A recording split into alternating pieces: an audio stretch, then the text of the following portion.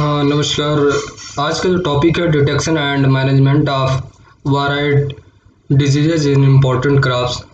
तो वायराइड्स के बारे में जो आज का लेक्चर है, तो ये वायराइड्स के इंट्रोडक्शन पर हम चलते हैं। पहला है कि यह एक स्मॉलेस्ट एजेंट होता है जो रोग पैदा करता है। इसमें एसएसआरएनए पाए जाते हैं जो लो मॉलिक्यूलर वेट का होता है।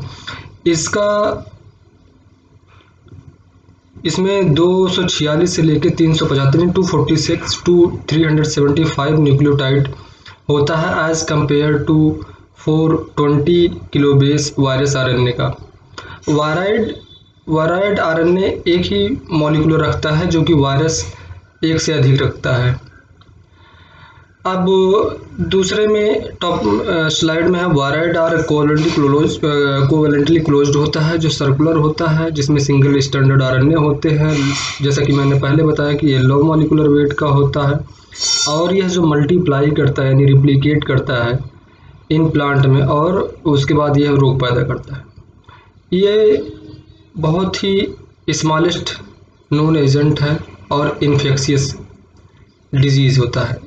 अगर वायराइड की बात की जाए तो वायराइड के ऊपर कोई भी कैप्सिड या प्रोटीन कोट नहीं पाया जाता। ओनली सर्कुलर का मतलब सर्कुलर यही इंडिकेट कर रहा है कि इसके ऊपर कोई भी कवर या कोई भी कैप्सिड लिपोप्रोटीन या प्रोटीन की कुछ नहीं होती। सिर्फ it is only infectious nucleic acid, infectious एसएसआरएनए और कुछ नहीं होता। जैसे पिरोन्स जो है इन्फेक्शियस प्रोटीन सिर्फ होता है जिसके अंदर कोई भी न्यूक्लिक एसिड नहीं पाई जाती। और वायराइड्स क्या होता है कि इसके ऊपर कोई प्रोटीन नहीं होता, ये सिर्फ एक तरीके से न्यूक्लिक एसिड होता है जिसमें एसएसआरएनए पाए जाते हैं। और वायरस की बात की जाए तो वायरस के ऊपर एक प्रोटीन कोट पाई जाती है जिसके अंदर या कह सकते हैं इनसाइड्स न्यूक्लिक एसिड पाए जाते हैं। Nucleic acid single standard RNA हो सकते हैं, डबल स्टैंडर्ड आरएनए हो सकते हैं, positive negative single standard RNA, single standard DNA, double standard DNA हो सकते हैं, कुछ भी हो सकता है जो अलग अलग फैमिली में कैटेगराइज्ड या क्लासिफाइड किए गए हैं। जैसा कि थर्ड में लिखा है they do not contain the protein coat capsid. और फोर्थ में स्मॉलेस्ट साइज का होता है जिसकी size 1.1 to 1.3 to 105 molecular weight का होता है। वायराइड जो सर्वप्रथम या सबसे पहले डिस्कवर्ड किया गया, खोज किया गया 1971 में 1971 में टी.ओ. डेनर के द्वारा, जो potato spindle tuber viroid disease कहलाता था या पोटैटो में खोजा गया था, जिसका नाम पड़ा potato spindle tuber viroid disease. इसके रिलेवेंट में कुछ टर्मिनोलॉजी आ जाते हैं। वह टर्मिनोलॉजी है मैं उसकी जिक्र कर दूं जो मैंने आपको मेंशन किया। इसमें 5 टर्मिनोलॉजी हैं। वायराइड्स जो are also known the by name the metavirus are pathogen. हम कह सकते हैं इसे मेटावायरस या पैथोजोन। मेटावायरस मीन्स जिसमें वायरसेस में क्या मेटावायरस इसलिए बोलते हैं क्योंकि वायरसेस में भी न्यूक्लिक एसिड पाया जाता है, वायराइड में भी पाया जाता है, लेकिन प्रोटीन कोट नहीं पाई जाती। वायरस क्या होता है? Virion the complete virus particle या कह सकते हैं complete mature virus particle is known as virion. Capsid जैसा कि मैंने पहले बताया कि जो कवरअप होता है, इन्वेलप होता है प्रोटीन कोड का या प्रोटीन का या लिपोप्रोटीन का जो इन्वेलप होता है उसे हम कैप्सिड बोलते हैं। न्यूक्लियो कैप्सिड मतलब न्यूक्लिक एसिड के जो ऊपर जो इन्वेलप्ड होता है प्रोटीन कोट का, उसे हम न्यूक्लियो कैप्सिड बोलते हैं। कैप्सोमियर्स क्या होता है? कैप्सोमियर स्मॉलर सब यूनिट होता है प्रोटीन का। जो प्रोटीन का सबसे स्मॉलर सब यूनिट होता है उसे हम कैप्सोमियर बोलते हैं। अब हम जिक्र करेंगे डिस्कवरी के बारे में। जो पहला, जैसे मैंने इससे पहले बताया कि पहला जो वायराइड खोजा गया था टी.ओ. डेनर के द्वारा 1971 में। जो काजेटिव एजेंट था potato spindle tuber disease means causal organism बोल सकते हैं इसे आप, potato spindle tuber viroid disease. यह डिजीज़ जो है पोटैटो स्पिंडल ट्यूबर वायराइड के द्वारा खोजा गया था वायरस के द्वारा। सिंस सेवरल यानी बहुत सारे प्लांट डिजीज जो इससे रिलेटेड रहे उसे हम वायराइड बोलते हैं। कुछ इम्पॉर्टेंट वंस हैं वायरस इसमें मेंशन होगा जो कि वायराइड होना चाहिए था यहाँ पे।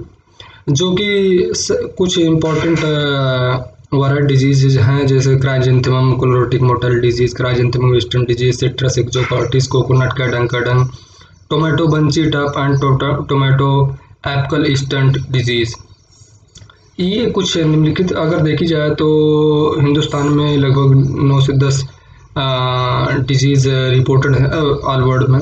तो वो मैं आपको अभी डिटेल में बता दूंगा कि मार्फोलॉजी अगर बात की जाए कि वायरॉइड की मार्फोलॉजी क्या होती है। इसका मॉलिक्यूलर वेट बहुत कम होता है, मीन्स लो होता है। इसके जो रेंजेस होते हैं वो 85,000 टू 130 डाल्टन्स तक होते हैं। ये सेकेंड पॉइंट कह रहा है कि the extra cellular from the viroid मतलब नेकेड, जिसके ऊपर नेकेड मीन्स आप कह सकते हैं कि जिसके ऊपर कोई प्रोटीन कोट नहीं पाया जाता, मीन्स जिसमें कोई नो कैप्सिड्स होता है। और any kind even more intensely the RNA molecule contain no protein coat encoding genes and therefore. बात वही कह रहा है जैसे मैंने आपको पहले बताया। वायरॉइड डिपेंड होता है टोटली होस्ट फंक्शन पर, और वहाँ पर जाके वो रिप्लिकेट करता है। टोटली डिपेंड होता है, क्योंकि वो क्या करता है, वायरॉइड जब इंटर करता है प्लांट में या होस्ट में, तो वो इंटर करने के बाद वो होस्ट सेल को यूज करता है, जहाँ पर आरएनए पॉलीमरेज सेकेंड एक्टिव होता है, और उसको यूटिलाइज करके वहाँ पर रिप्लिकेट करता है, यानी अपनी संख्या बढ़ाता है। रिप्लिकेशन की प्रोसेस जो मैं बता रहा था, मल्टीप्लिकेशन या रिप्लिकेशंस की, तो रिप्लिकेशंस वायरॉइड जो एसोसिएट होता है सेल न्यूक्लियाई से, मुख्यतः जो क्रोमेटिन कहलाता है, वायरॉइड यूज करता है आरएनए रिप्लिकेज एंजाइम सेकंड को। और उसके बाद जैसा कि आप देखें सेकंड पॉइंट में, तो वायरॉइड जो स्टैंड है इंटर करता है, यानी पॉजिटिव इंटर करता है एक सेल में, और वहाँ से मूव करता है न्यूक्लियस में। फिर से सुनिए, वायरॉइड स्टैंड जो है, जो पॉजिटिव लिखा है, वो इंटर करता है एक सेल में यानी होस्ट सेल में, और वहाँ से वो मूव करता है न्यूक्लियस में जाता है, और वहाँ सिंथेसिस करता है, रिप्लिकेशन करता है। सिंथेसिस करने के बाद निगेटिव स्टैंड करता है, जिसे हम कॉम्प्लीमेंट्री स्टैंड बोलते हैं, जिसे हम क्या बोलते हैं, कॉम्प्लीमेंट्री स्टैंड। अब हम आपको इसी को इसके रिप्रेजेंटेशन आप जो वायरॉइड का रिप्लिकेशन है उनसे लेके 5 प्राइम तक सब सीक्वेंशियल स्टेप है रिप्लिकेशंस का।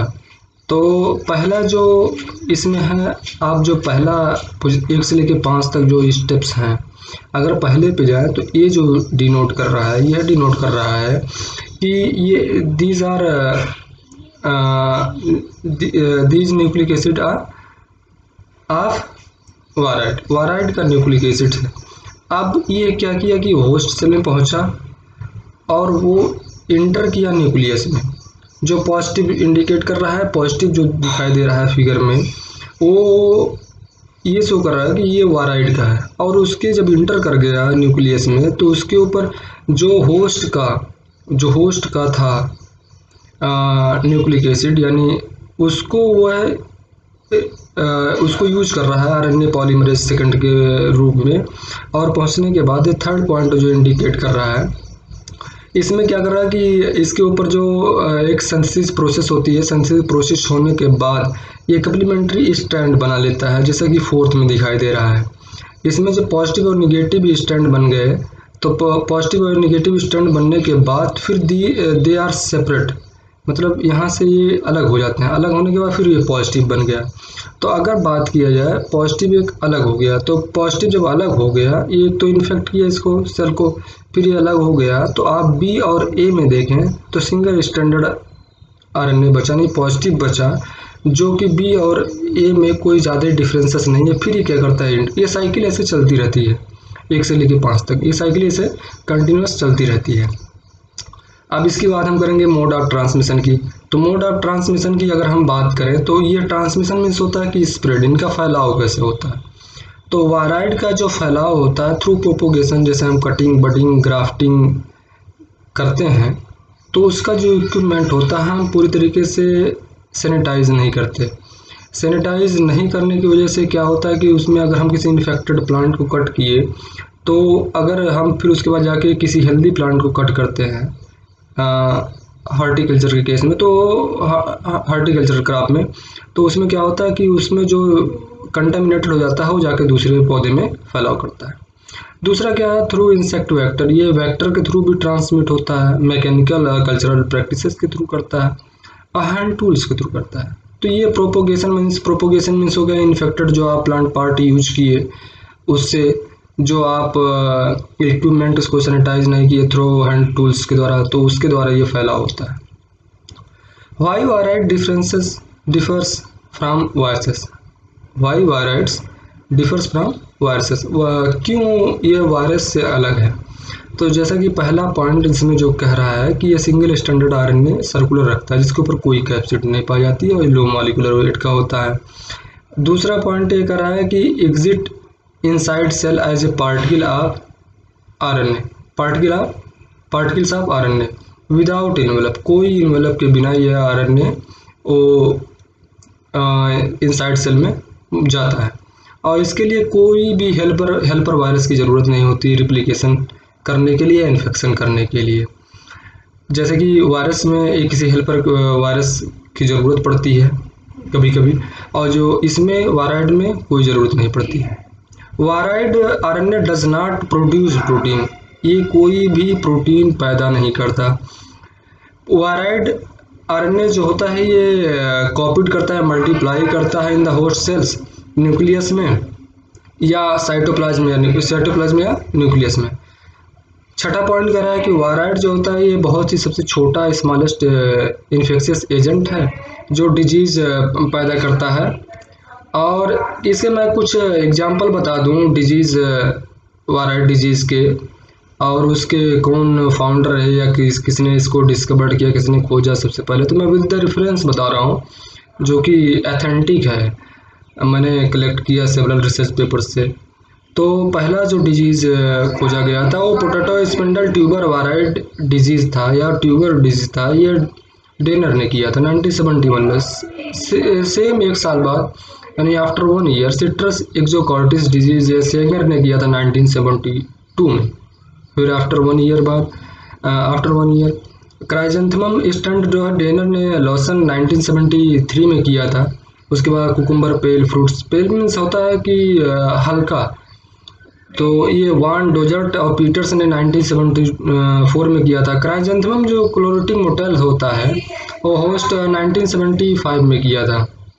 Hope stunt, tomato apical stunt, tomato chlorotic dwarf viroid disease, ये कुछ 8-9 डिजीज़ हैं जो बेसिकली हैं। तो मैं इनका सिम्टम पे ना जाके आपको बता रहा हूँ मेजर जो डिजीज़ हैं। सिम्टम तो आप कहीं से भी देख सकते हैं, पढ़ सकते हैं, सिम्टोमेटोलॉजी उनकी क्या होती है।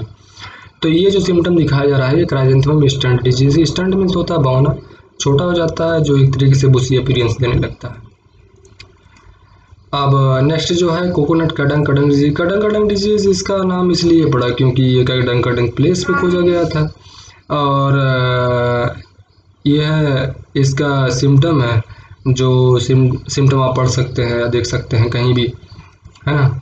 सिट्रस एक्सोकॉर्टिस और वायराइड डिजीज़, यह भी स्टंटिंग क्लोरोसिस होती है। जो हम फिगर दिए हैं इसमें यह लिया गया है फोटो बाई से हिरन Rangpur lime caused by citrus exocortis disease Valencia sweets में बेसिकली ऑब्जर्व किया गया था। Potato spindle tuber viroid disease की जिक्र हो रही थी जो टी डोनर ने किया था। टी डोनर ने इसके कुछ सिम्टम या मैं फिगर कलेक्ट किया हूँ जो आप देख के पहचान सकते हैं कि यह सिम्टम इनमें कैसा आता है।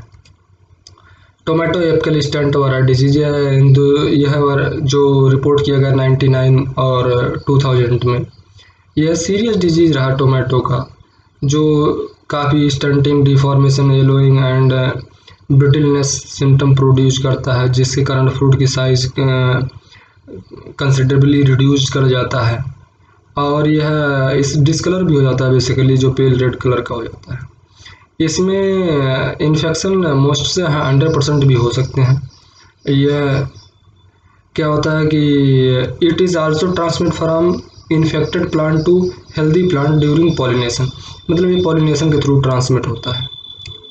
Tomato chlorotic dwarf viroid disease जो बेसिकली सिम्टम ये अब अपीयर किया जा रहा है या दिखाया है मैंने फ़ोटो में, ये 360 न्यूक्लियोटाइड रखता है, इसमें आरएनए मॉलिक्यूल्स होते हैं। इसमें जो अगला जो पॉइंट है मेरा वायराइड डिटेक्शन। वायराइड डिटेक्शन में अगर किसी की बात की जाए तो किसी भी से रोग का डिटेक्शन 3 तरीके से हम कर सकते हैं। पहला जो होता है सिम्टम के आधार पर, किसी भी मनुष्य में, पौधे में, जानवर में रोग को देखकर हम पता लगा सकते हैं कि कौन सा रोग है, सिम्टम के आधार पर। दूसरा आता है कि बायोकेमिकल डिटेक्शन। बायोकेमिकल में डिटेक्शन में जैसे हम किसी यूरिन का चेक करते हैं या फिर किसी ब्लड का चेक करते हैं, तो this is the biochemical detection. या हम अगर बात करें कि क्लोरोफिल का, फिनॉल का, टैनिन का प्लांट में, तो क्लोरोफिल, फिनॉल, टैनिन ये जो हम प्लांट में चेक करते हैं, this is the biochemical detection. अगर हम उसके आधार पर बता सकते हैं कि हाँ पौधा ये रोग ग्रसित है। इंडिकेटर प्लांट्स हम यूज करते हैं जो ये बताता है कि काफ़ी इंडिकेट करता है वह रोग का। तो वायराइड डिजीज़ को हम डिटेक्ट कर सकते हैं इंडेक्सिंग के द्वारा। इंडेक्सिंग हम आपको डिटेल में बता देंगे, एक लेक्चर नया प्रिपेयर करेंगे इसके कुछ टर्मिनोलॉजी के बारे में, जिसमें हम आपको काफ़ी टर्मिनोलॉजी बताएंगे, टर्मिनोलॉजी, और हम डिटेल में बात करेंगे उसके। तो इंडेक्सिंग के द्वारा ये बेसिकली डिटेक्ट किया जाता है, जिसमें सेंसिटिव बायोलॉजिकल इंडिकेटर होते हैं। इसमें कुछ केसेस होते हैं कि rapidly reacting diagnostic host.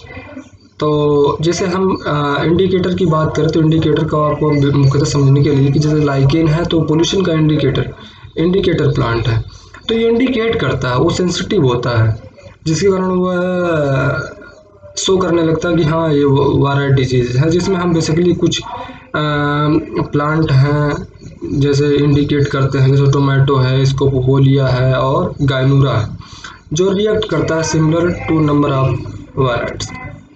Advance detection की बात करें तो एडवांस, हाँ मैंने एक चीज़ भूल गया था कि 3 तरीके से होते हैं, कि पहला क्या हो गया सिम्टम के आधार पर, दूसरा क्या हो गया बायोकेमिकल के आधार पर, तीसरा क्या हो गया मॉलिकुलर के आधार पर। जैसे हम PCR करते हैं, अब आजकल कोरोना वायरस का चल रहा है, तो कोरोना वायरस को कैसे डिटेक्ट कर रहे हैं, रियल टाइम PCR से कर रहे हैं। तो रियल टाइम PCR के द्वारा हम उसको डिटेक्ट कर रहे हैं कि हाँ he or she is suffering from the corona virus. तो ये PCR के द्वारा हम डिटेक्ट करते हैं। तो ये एडवांस कुछ टेक्निक है जिसके द्वारा हम डिटेक्ट कर सकते हैं, जिसके बारे में मैं लेक्चर प्रिपेयर करूंगा, जो इसमें बताऊंगा कि मॉलिक्यूलर डिटेक्शन कैसे करते हैं, उसमें कौन कौन सी सारी चीज़ें आती हैं। अगर डिटेल में बात करेंगे तो काफ़ी लंबा लेक्चर हो जाएगा, क्योंकि 17 मिनट तो अभी हो गए। और मैनेजमेंट स्ट्रेटजी की बात करें तो मैनेजमेंट स्ट्रेटजी अगर बात करें वायराइड की, पहला पॉइंट जो आता है quarantine measure. Quarantine measure means होता है कि क्वारंटाइन की अगर किसी देश से किसी राज्य से किसी देश से हमारे देश में आ रहा है, तो वहाँ पर उसको डायग्नोस हो, चेक हो, क्वारंटाइन में रखा जाए, फाइटोसैनिटरी सर्टिफिकेट अगर उसको प्रोवाइड किया तभी एक्सेप्ट करे, क्योंकि बहुत सारी डिजीज़ हमारे देश में फॉरेन कंट्री से आए। तो दूसरा क्या है, सैनिटाइजेशन करें, आप साफ़ सफाई रखें, और वहाँ पर जो भी यूज कर रहे हैं प्लांटिंग स्टॉक, सीडलिंग्स या इक्विपमेंट्स, बेसिकली आप सैनिटाइज करें। तीसरा पॉइंट करें grow resistant and certified seed. आप रेसिस्टेंट वैरायटी का सोइंग करें तो उसमें क्या होगा, मैनेजमेंट कर सकते हैं। डिसइंफेक्ट करें, जो कटिंग टूल्स है उसको हम डिसइंफेक्ट करें HgCl2 के थ्रू, या फिर डिसइंफेक्ट कर सकते हैं, जो ये सेफ्टी कंडीशन उसको दे सकते हैं, मतलब जिसमें कोई भी कंटामिनेशन ना हो। जिसमें ब्लीच सोल्यूशन भी यूज कर सकते हैं। ये बेसिकली ब्लीच सोल्यूशन या HgCl2 हम बेसिकली कर सकते हैं, या बहुत सारे लोग अल्कोहल का यूज़ करते हैं। Ragging is disease plant. तो रॉगिंग मीन्स होता है कि किसी भी इन्फेक्टेड प्लांट को उखाड़ के फेंक देना, यानी कोई भी अनवांटेड प्लांट हो किसी भी खेत में उसको उखाड़ के फेंक देना। हम बीट के केस में बोलते हैं कि अगर गेहूं का आपने बोया है तो अगर वहाँ पर बीट आ गया तो आप उसको उखाड़ के फेंक दें, उसको भी रॉगिंग बोलेंगे। पैथोलॉजी के केस में क्या बोलते हैं कि अगर वहाँ पर कोई रोग ग्रसित पौधा हो तो उसको उखाड़ के फेंकना ही रॉगिंग कहलाता है। क्रॉस प्रोटेक्शन ये सबसे ज़्यादा इम्पोर्टेंट है, क्योंकि आजकल हम पौधों के केस में क्रॉस प्रोटेक्शन बोलते हैं, मनुष्य के केस में हम इसे वैक्सीन्स बोलते हैं। वैक्सीन जो आजकल काफ़ी चल रहा है कि क्रॉस प्रोटेक्शन। वैक्सीन का पहले मैं बता दूं कि वैक्सीन कोई दवा नहीं होती, वैक्सीन को हम सिर्फ प्रिवेंटिव मेजर के रूप में ले सकते हैं। सेम अब क्रॉस प्रोटेक्शन या वैक्सीन हम कह सकते हैं दूसरी भाषा में। तो ये पौधे की किस्म क्रॉस प्रोटेक्शन यूज होता है बेसिकली। तो क्रॉस प्रोटेक्शन में क्या होता है कि हम अगर कोई पोटैटो स्पिंडल ट्यूबर वायराइट डिजीज किसी पौधे में लग रहा है तो वायरलेंट स्ट्रेन होता है, अगर हम उसी का माइल्ड स्ट्रेन उसी में इनाकुलेट कर दें या उसी में इंजेक्ट कर दें या ट्रांसफ़र कर दें, तो वो जो माइल्ड स्ट्रेन होता है, जब आपका वायलेंट स्ट्रेन या अग्रेसिव स्ट्रेन आता है तो उसके लिए वो प्रोटेक्ट करता है, उसके लिए वो फाइट करता है, जिससे आपको वह रोग नहीं हो पाता। तो ये क्रॉस प्रोटेक्शन बेसिकली है। और मैं नहीं जा रहा हूँ क्योंकि 20 मिनट हो गए। रीप्लांटिंग आप करें, कोल्ड ट्रीटमेंट भी कर सकते हैं जो 4 सेंटीग्रेड टेम्परेचर पर आप स्टोर करें, और बहुत सारे रोगों को आप इससे बचा सकते हैं।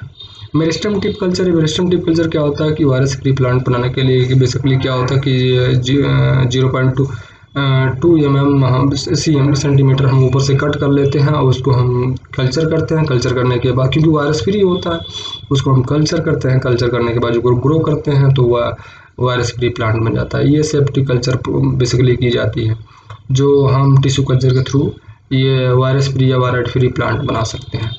कंक्लूज़न तो अब इसके बारे में ज़्यादा जिक्र नहीं करेंगे। धन्यवाद। अगर आपको कुछ भी पूछना हो तो आप पूछ सकते हैं, कमेंट कर सकते हैं। Thank you.